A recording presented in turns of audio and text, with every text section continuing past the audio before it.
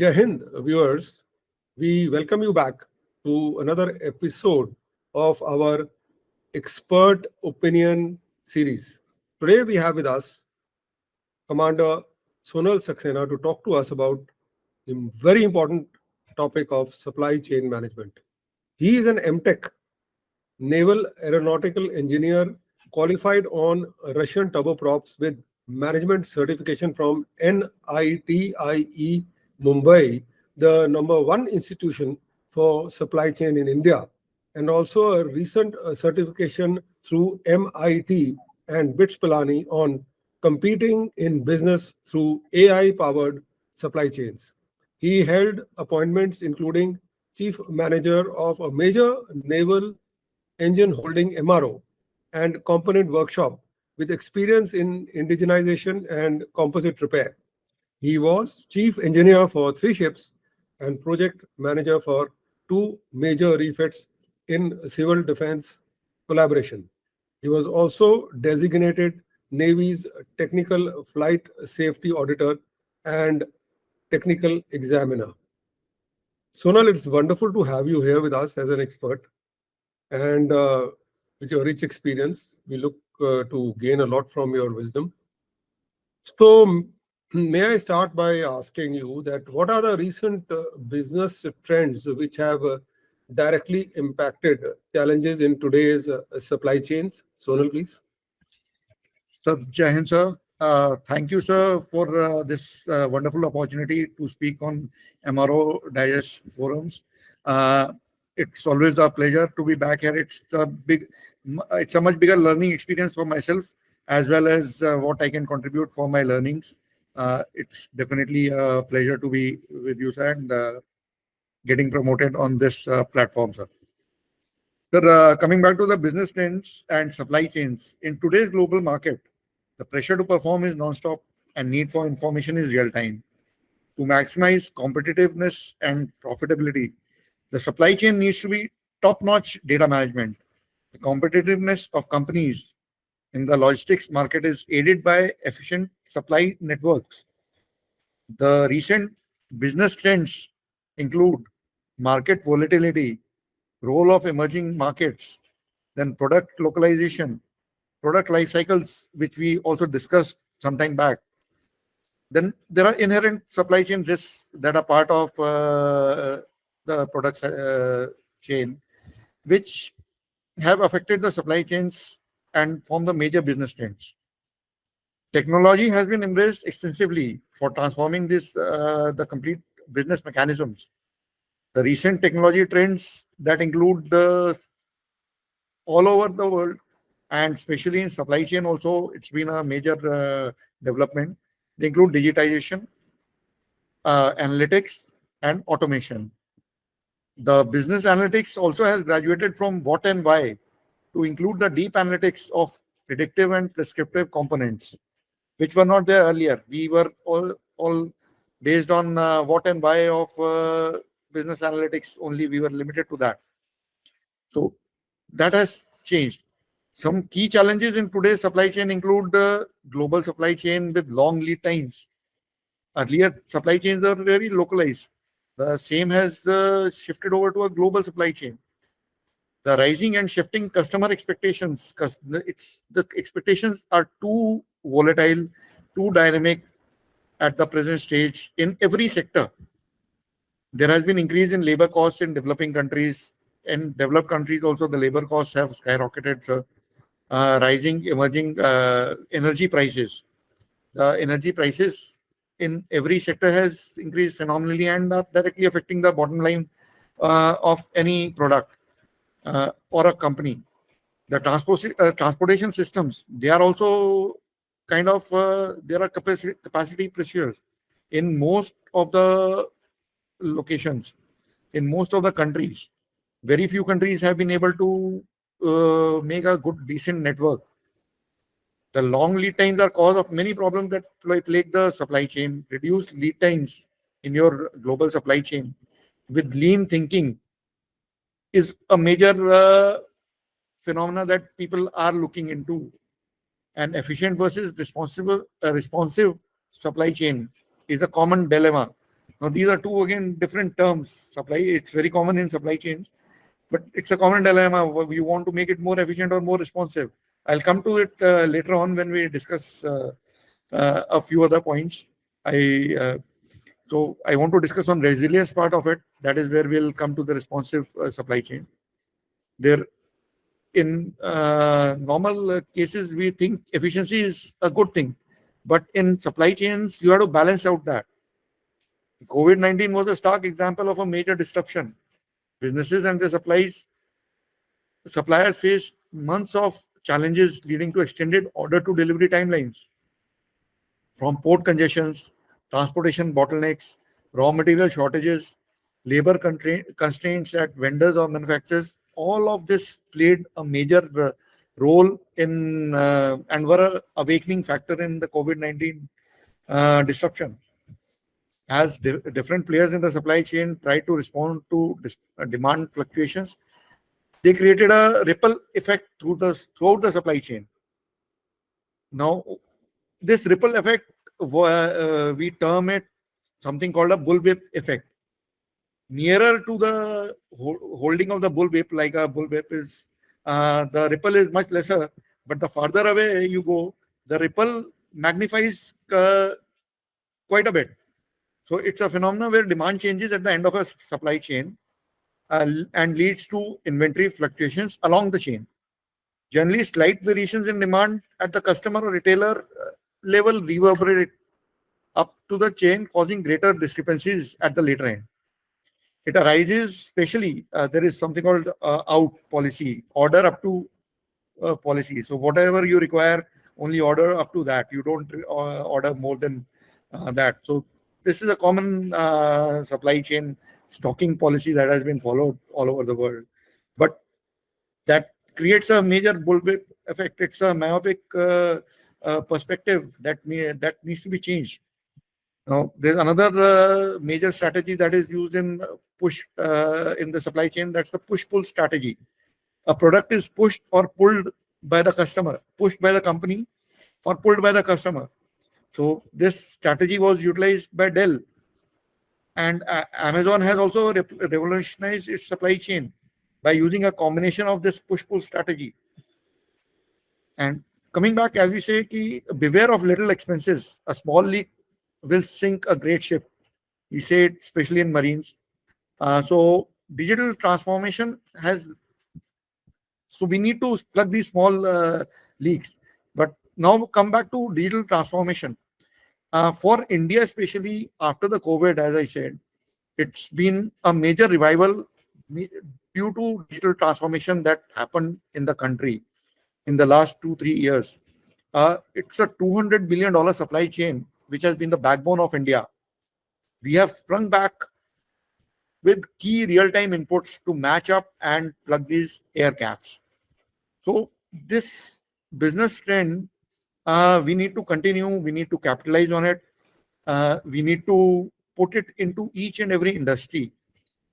Coming to the high technology sectors of the marine, aviation, or high-end machinery that we are using at every stage. Again, supply chain management becomes a very key factor, wherein every component forms part of the inventory at every stage. It's an inventory carrying cost that needs to be factored. So just in time, made to order. A lot of other strategies are there in this, which we need to factor. We'll come to the further things, sir.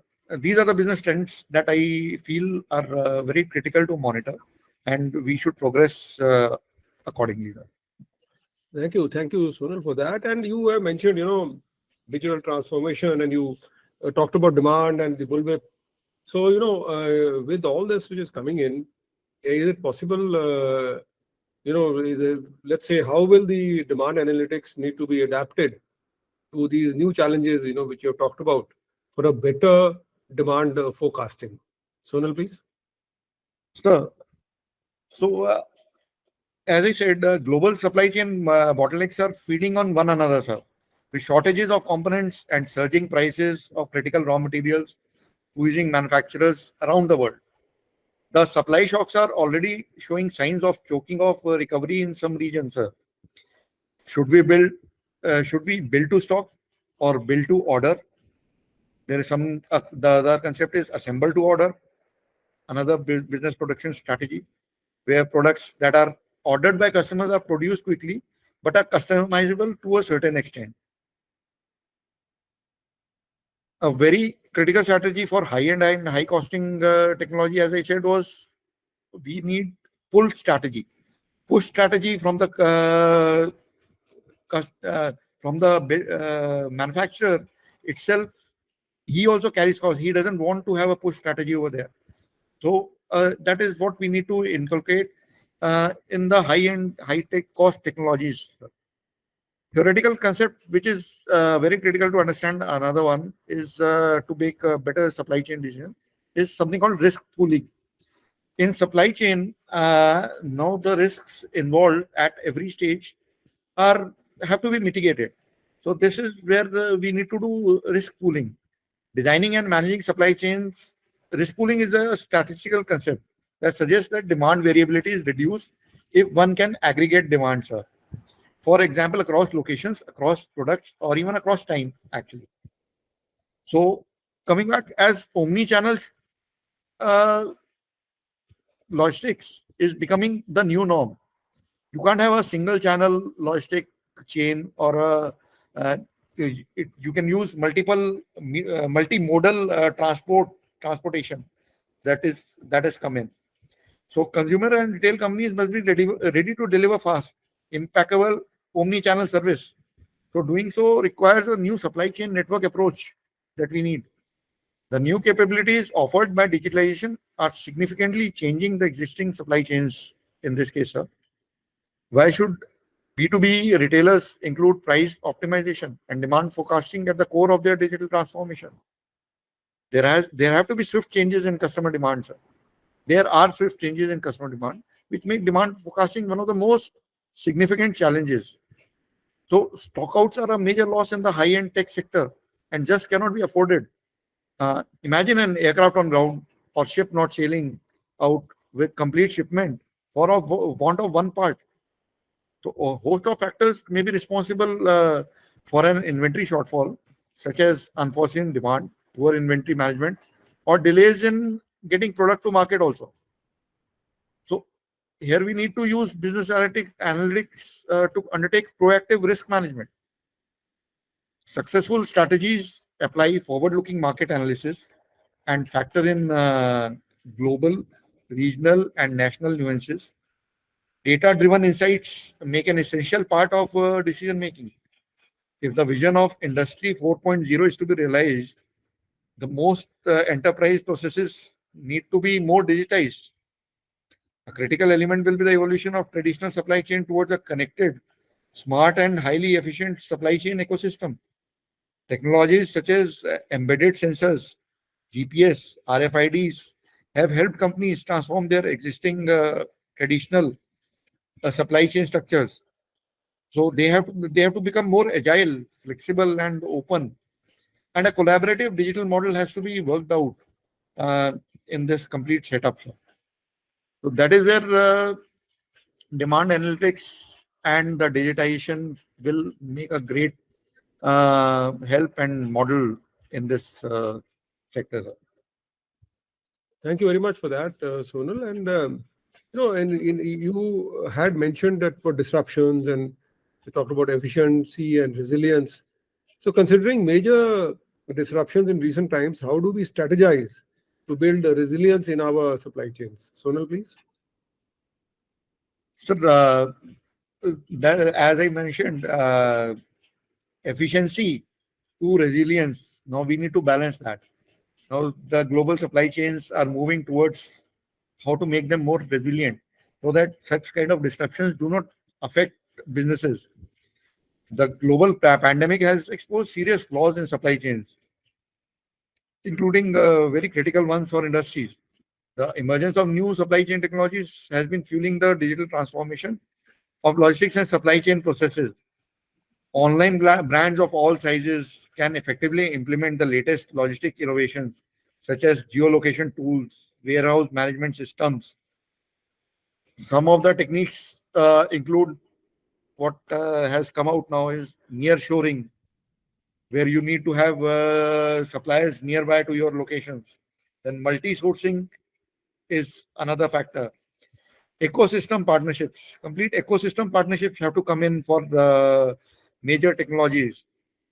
Then platform and product or part harmonization, what we call. The complete platform has to be harmonized to the needs across the supply chain from the business to the last mile. Then manufacturing network diversifications. The complete manufacturing network has to now diversify, has to rework. Then we have inventory and capacity buffers that we need to factor. However, as I mentioned, in high-end technologies, again, it becomes very costly to have such kind of buffers. So we need to optimize all this. A major fundamental includes now for any business or for any process that we need to have time to survival needs to be greater than time to recovery, what we call. There's a concept of TTS and TTR, what we call. So time to recovery it should be always lesser. Your complete mechanism, your complete infrastructure structure should be designed in such a manner that your time to survival is always higher. That has to be factored on a global scale, on a bigger perspective. So some critical steps that need to be taken to build a resilient supply chain, they include we start with planning effectively, create a holistic what if scenario where supply chain management is to develop a robust and robust contingency plans. Then we need to rethink our strategic goals. We need to define a strategy and appropriate goals to balance the efficiency, service, and resilience of the supply chain. All three of them together, sir. We need to review the role of the supply chain, ensure an end-to-end customer perspective while designing the supply chain itself at design stage to satisfy both customers as well as optimizing operations, your own company operations. Then you need to, as I mentioned, enable resilience, establish core planning and teams, enablement teams and processes to make sure that the company is equipped to deal with disruptions. Lastly, you need to have land resilience on the ground, put guidelines and initiatives in place which are interlocked with daily operations and continuously improve upon them. So these are the basic steps to build a resilient supply chain. We need to adapt them to the individual processes, individual products. Every supply chain is very different, dynamic. But we need to factor with these ground rules. If we can establish and inculcate into our work environment, we can definitely make a much better supply chain management. Thank you so much, Sonal. You have shared a lot of knowledge and wisdom, and you got so much of experience in this. So it is wonderful to have heard you, and I think maybe we can talk about some of the things which you have mentioned here in detail in future episodes. And with that, viewers, we come to an end for this particular episode of expert opinion from our members. We have got many experts in our group. We'll be bringing them to you over time. And the links to Commander Sonal's LinkedIn profile are there in the show note below. You can contact him in case you want to carry on this discussion with him or get some more guidance from him. Do subscribe to our channel if you like what we are presenting, and we look forward to having you back with us in the future. Our platform is essentially for giving space to MRO professionals to share their years of wisdom so that others can benefit from it. You're welcome to join us. And with that, I thank Commander Sonal for being with us today. And thank you to you also, viewers. And with that, we come, as I said, to close to this particular episode. Thank you very much, all. Jai Hind.